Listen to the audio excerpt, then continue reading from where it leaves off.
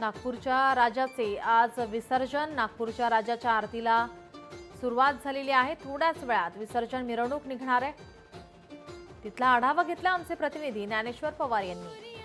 नागपूरचा मानाचा गणपती असलेल्या नागपूरच्या राजाची भव्य मिरवणूक आता थोड्याच वेळात निघणार आहे। दृश्यांमध्ये जर पाहाल तर या ठिकाणी मिरवणूक रथाच्या सजावटीचं काम जे आहे ते एकूणच सुरू झालेलं आहे। आत्ताच नागपूरच्या राजाची या ठिकाणी आरती जी आहे ते संपन्न झालेली आहे आणि थोड्याच वेळामध्ये शहरातील विविध ढोल ताशे पथक जे आहे ते या ठिकाणी नागपूरच्या राजाला मानवंदना देण्यासाठी या ठिकाणी दाखल होतील आणि त्यानंतर अगदी भक्तिभावाने जे आहे ते नागपूरच्या राजाची मिरवणूक मोठ्या थाटामध्ये जे आहे ते नागपूरच्या रेशीम बागेतून जे आहे ते एकूण निघणार आहे। संपूर्ण शहरातून ही मिरवणूक जेव्हा जाते तेव्हा मोठ्या भक्तिभावाने भक्तांची रांग नागपूरच्या राजाचं दर्शन घेण्यासाठी जे आहे ते एकूणच मिरवणुकीमध्ये येत असते आणि एकूणच 10 दिवस जर आपण बघितलं तर संपूर्ण विदर्भातूनच मानाचा गणपती असलेल्या नागपूरच्या राजाचं दर्शन घेण्यासाठी हजारो भाविक भक्त जे आहे ते या ठिकाणी माथा टेकण्यासाठी हजेरी लावत असतात आणि एकूणच नागपूरच्या राजाला जे आहे ते विशेष मान असल्यामुळे जे आहे ते या ठिकाणी आज आरती संपन्न झालेली आहे आणि आता थोड्याच वेळामध्ये जे आहे ते भव्य मिरवणूक या ठिकाणून निघणार आहे। त्यासाठी शहरातील विविध ढोल ताशे पथक जे आहे ते या ठिकाणी मानवंदना देण्यासाठी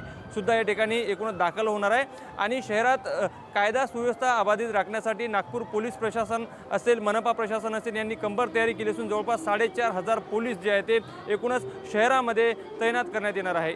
लोकशाही मराठीकरता मी ज्ञानेश्वर पवार, नागपूर। लोकशाही मराठी ऐका, पहा, जागरूक रहा।